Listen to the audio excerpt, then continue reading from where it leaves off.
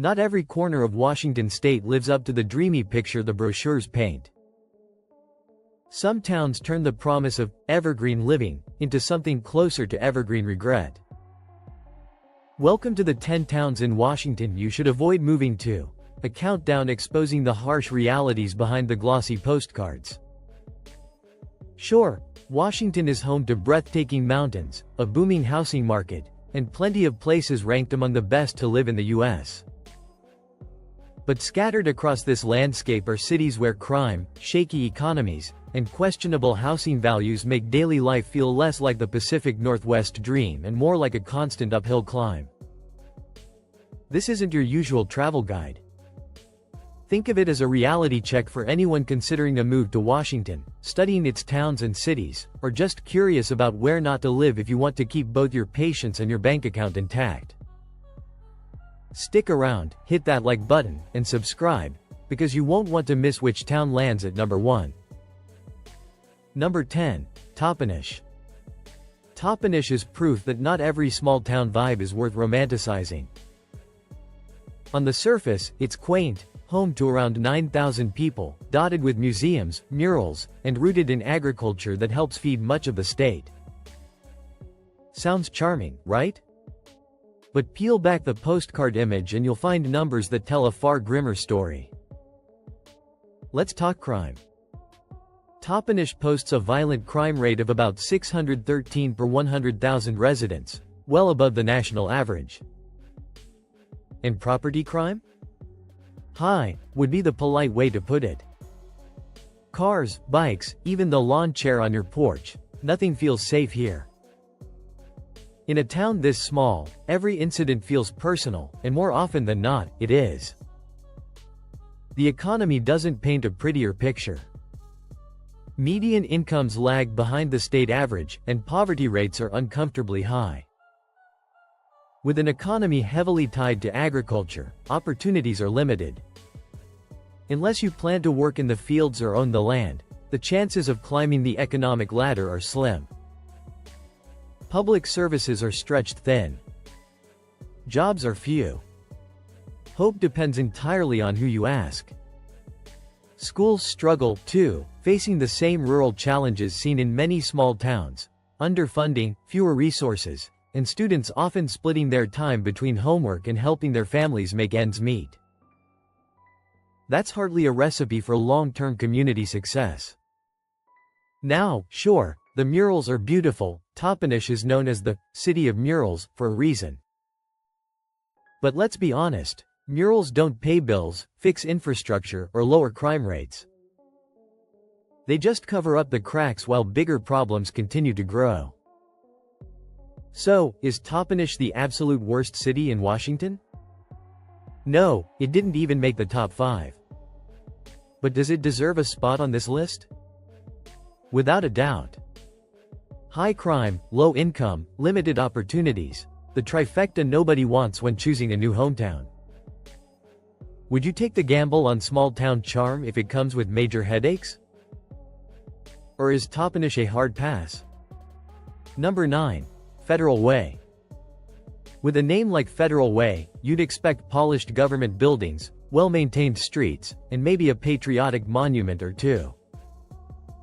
Instead, what you'll find is suburban sprawl, endless malls, traffic jams, and crime rates that make you wonder if federal is just code for watch your wallet.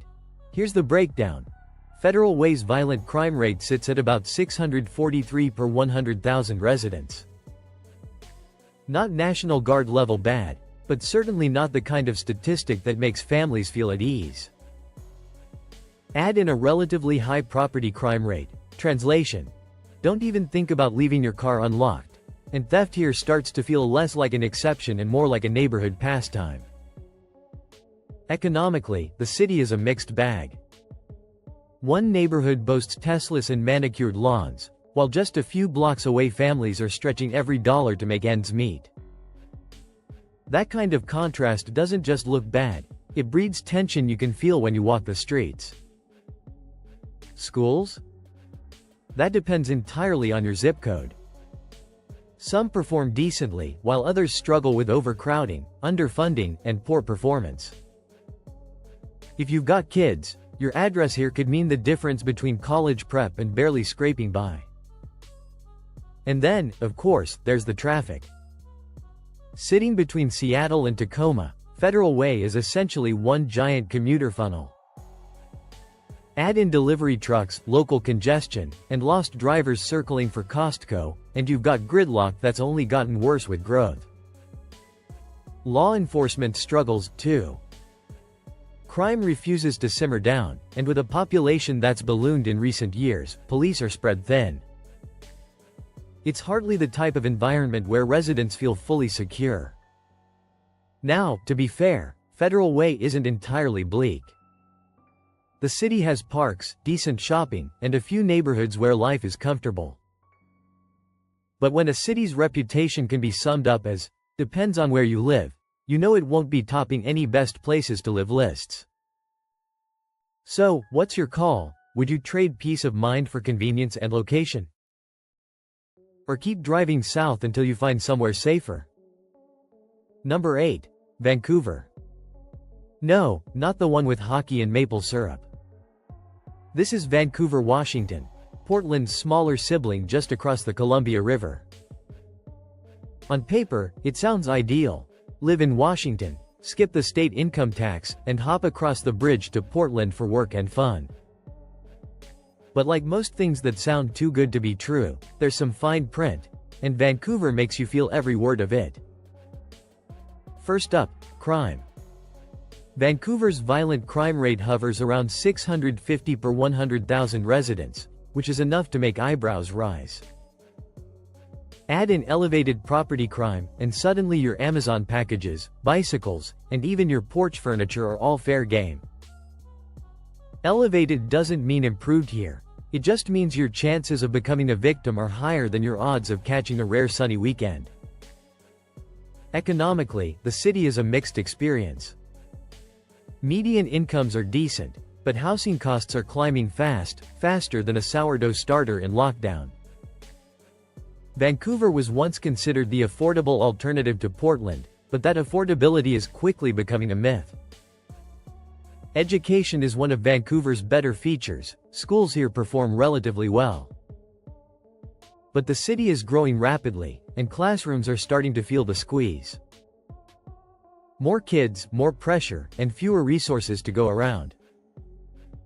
Parents dreaming of a top-tier suburban education may find themselves juggling endless PTA fundraisers instead. And then comes the big issue: suburban sprawl. Vancouver's population boom is obvious. Infrastructure struggles to keep up. Traffic jams are a daily routine. Some neighborhoods feel like they were stamped out by developers without much thought to roads, hospitals, or even basic parking. To be fair, Vancouver does have perks. There are parks, riverside trails, and quick access to the Pacific Northwest natural beauty. But rising crime, growing pains, and stretched resources mean living here often feels like paying premium prices for a city that hasn't quite figured out how to grow responsibly. So, what's your verdict? Is Vancouver's location and lifestyle worth the trade-offs? Or is it just Portland's overworked, overstressed cousin trying, and failing, to keep up? Number 7. Shelton. Shelton may look like a quaint little logging town on the surface, but don't let the small town image trick you. When it comes to crime, this place hits way above its weight.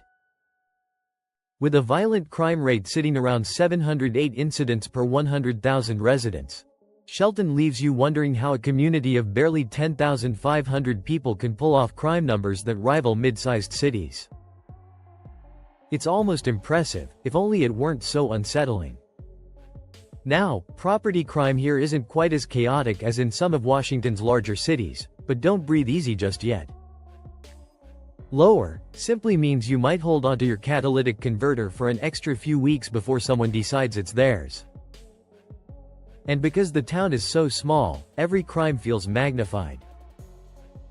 In Shelton, an incident isn't just something you catch on the local news. It's what everyone is gossiping about in the grocery store checkout line. Economically, Shelton struggles with the typical rural challenges: fewer job opportunities, limited infrastructure, and stretched thin public services. In other words, if something breaks, whether it's a pothole or a public policy, you might be waiting a while for it to get fixed. Schools here face the same uphill battle: tight budgets, limited programs, and students splitting their focus between academics and helping their families make ends meet. Education isn't the strong safety net families hope for. The real kicker is perception. In a small town, just a handful of violent incidents can send crime rates soaring compared to larger cities. Outsiders see those stats and immediately think, danger zone, turning Shelton into less of a cozy retreat and more of a cautionary tale. To be fair, Shelton isn't without bright spots. Its natural beauty, water views, and close-knit vibe do have appeal. But here, the phrase, "everybody knows your name," might also mean everyone knows who stole your car. So, what's your verdict? Is Shelton just misunderstood, dragged down by skewed statistics? Or does it prove that sometimes, quiet towns aren't nearly as peaceful as they seem? Number 6. Spokane. Next up, Spokane. With over 230,000 residents, this is Washington's second largest city, yet it still can't shake its reputation for trouble. It's the inland cousin that desperately wants Seattle's shine but ends up feeling more like the relative you avoid at family reunions. Spokane boasts a violent crime rate of about 713 per 100,000 people, and property crime here isn't just an inconvenience, it's practically a lifestyle. Car theft in particular has become so notorious that Spokane has been ranked among the worst cities in the nation for it. If you move here, you'll want a garage built like Fort Knox, or at least a bus pass for when your car inevitably disappears. Locals even joke that welcome packages for new residents should come with steering wheel locks. On the economic side, Spokane is a city of contrasts. While some neighborhoods flourish, others seem frozen in decades of poverty. Once a thriving hub for industry and trade, Spokane hasn't fully adapted to the modern economy, leaving behind areas that feel neglected and stuck in cycles of struggle. The result is a patchwork city. One block feels safe and thriving, the next makes you want to lock your doors in daylight. Education follows the same uneven pattern. Suburban districts typically perform well, but inner-city schools face shortages of resources and outcomes that mirror Spokane's economic gaps.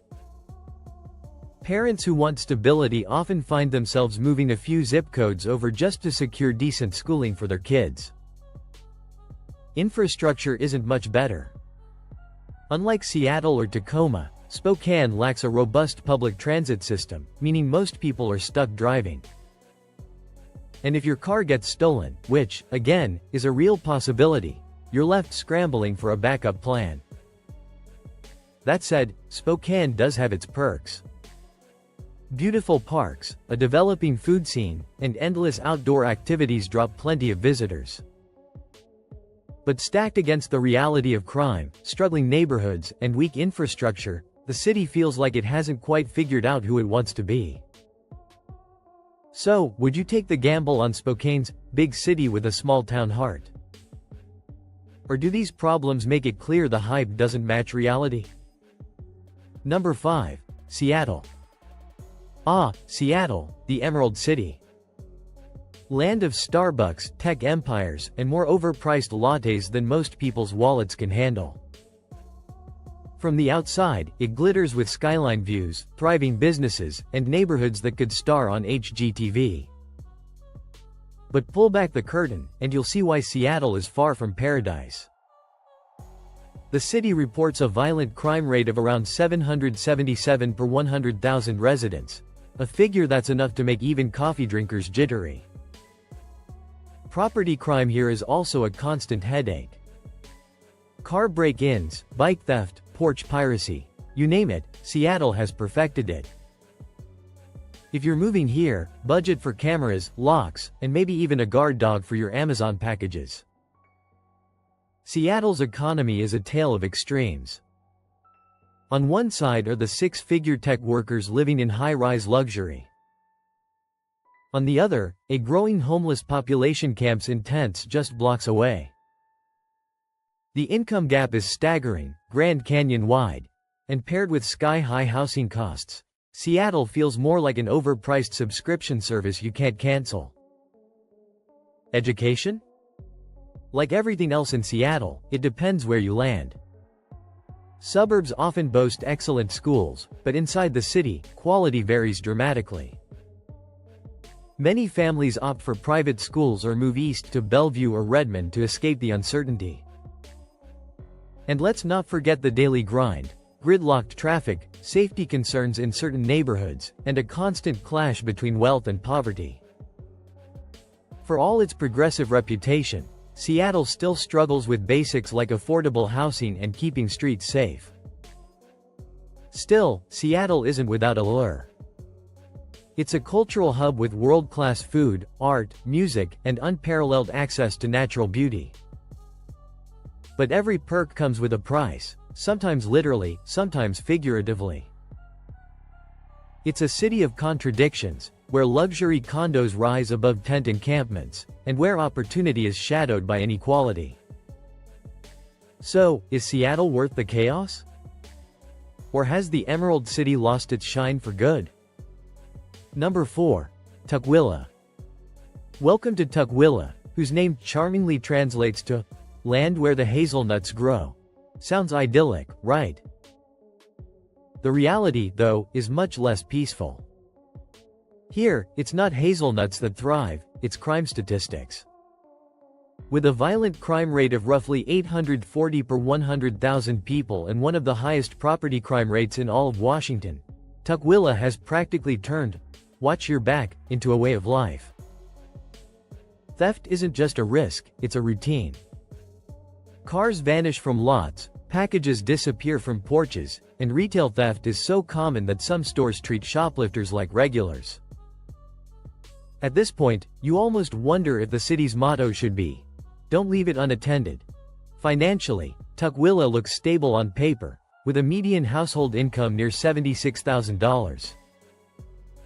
But dig deeper, and about 13% of residents still live below the poverty line, leaving stark contrasts from one neighborhood to the next. That mix of wealth and struggle creates tension, and keeps the police department busier than most. Education is a mixed bag as well. Multiple school districts overlap the city, creating an inconsistent system where results vary dramatically. The student body is diverse, which is a strength culturally, but high turnover among families makes stability hard to achieve.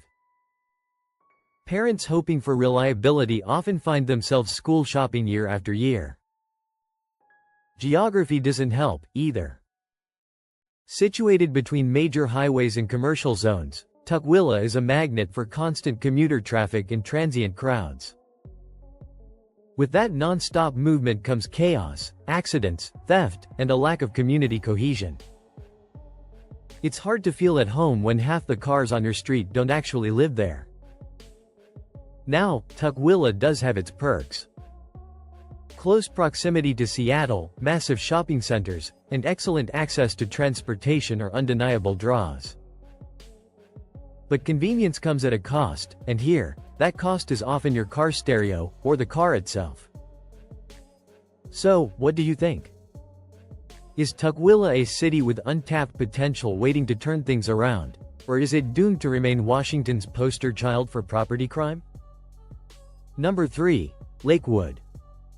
Lakewood is one of those places that shows you don't need a massive population to rack up some pretty serious problems.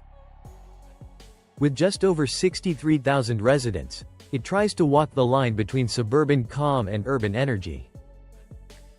But instead of blending the best of both, it often delivers the worst. Take crime for example. Lakewood consistently lands among the top in Washington for violent crime. Assaults and robberies keep police busy, while property crimes, everything from car thefts to burglaries, happen so often that checking your locks becomes second nature, almost like a local habit. Welcome to Lakewood. Don't leave anything in your car, could practically be the official city motto. The economy doesn't paint a clearer picture either. Some neighborhoods feel stable and middle class, but just a short drive away, poverty and limited opportunities dominate. This unevenness creates a patchwork effect that affects not only safety but also schools, housing, and overall quality of life. Education is a particular sore spot. Some schools manage decently, but others face overcrowding, underfunding, and achievement gaps that push parents to look at districts elsewhere. Then there's perception. Being right next to Tacoma doesn't help, especially when Lakewood is often compared unfavorably. Think of it as Tacoma's younger sibling, constantly overshadowed but remembered mostly for the wrong reasons: crime, gangs, drugs, and policing concerns. To be fair, Lakewood isn't all bad. It has scenic lakes, a number of parks, and housing that's cheaper than nearby Seattle. But affordability only goes so far when safety, education, and stability remain questionable. The real question is, would you trade peace of mind for a lower mortgage in Lakewood? Number 2. Tacoma. Tacoma often feels like Seattle's little brother trying to prove it belongs in the spotlight. But while Seattle boasts its tech boom and polished skyline, Tacoma struggles with a much grittier reputation. With a violent crime rate around 1,243 per 100,000 residents, Tacoma doesn't just sit above the national average, it blasts way past it. Add property crime to the mix, and you begin to see why Tacoma frequently shows up on worst places to live lists. But Tacoma is nothing if not a city of contradictions. In some neighborhoods, you'll find trendy eateries, art galleries, and a waterfront that looks straight out of a travel guide. Just blocks away, though, poverty, unemployment, and safety concerns dominate. That gap between those who are thriving and those who are struggling creates a city that feels unpredictable at best. Income levels reflect this divide. Some areas benefit from gentrification and proximity to Seattle, while others seem frozen decades in the past. Housing costs have risen as Seattle's overflow pushes people south, but the infrastructure and resources haven't caught up. Translation: people are paying more, but they're not necessarily getting more. Schools mirror that same inconsistency. A handful do reasonably well, but many face underfunding and academic struggles. Parents often find themselves weighing whether a good deal on housing is worth the trade-off in education. Tacoma has long carried a reputation for being gritty. Even with investments in museums, cultural districts, and urban renewal projects, many residents still live with crime, inequality, and limited opportunity as daily realities. To its credit, Tacoma does have potential. It's cheaper than Seattle, for now, has a beautiful spot on Puget Sound, and a growing arts community. But let's be real. Pretty views don't erase concerns about safety. So what's your take? Does Tacoma deserve its tough reputation, or is it an underdog still fighting to turn things around? Number 1. Fife. And now we've reached the top of Washington's avoid at all costs list. Fife. At first glance, Fife looks ordinary: small population, close to Tacoma, a few hotels and casinos, and the kind of place you'd stop just to grab gas or a snack. But under that plain exterior lies some of the state's most alarming crime statistics. The violent crime rate here sits at a staggering 1,534 per 100,000 residents. For a city with barely more than 11,000 people, that's astronomical. And property crime isn't far behind, clocking in around 4,900 per 100,000. To put it bluntly, Fife often feels like half the town is stealing while the other half is filing reports. Financially, things don't balance out much either. The median household income hovers around $84,500, yet roughly 12% of residents still live below the poverty line. That creates a strange mix of neighborhoods. One might look fairly stable, while the next is visibly struggling. In such a small city, those contrasts stand out immediately. Schools don't redeem things much. Spread across multiple districts, they aren't the absolute worst, but limited funding and resources keep them from being a real draw for families. Living here feels less like planting roots and more like rolling the dice. Fife's location is a major factor. Sitting at the intersection of major highways and freight routes, it's a magnet for transient traffic, drugs, and theft. That small town size combined with big city crime problems makes it a risky bet. To give it some credit, Fife does offer a relatively low cost of living compared to Seattle, quick access to jobs in larger cities, and plenty of entertainment options. But when crime rates are this jaw-dropping, most people won't stick around for the perks. So, would you gamble on Fife for its convenience, or keep driving straight through? And there you have it, the 10 towns in Washington you'll want to think twice about before moving to. From soaring crime rates to rising housing costs, these cities prove the evergreen state isn't always as picture-perfect as the brochures suggest. What do you think? Did any of these spots surprise you, or did we miss a city you believe belongs on the worst of Washington list? Drop your thoughts in the comments. We'd love to hear from you. If you found this breakdown useful, don't forget to hit the like button, subscribe for more straight-to-the-point city guides, and share this with anyone considering a move to Washington.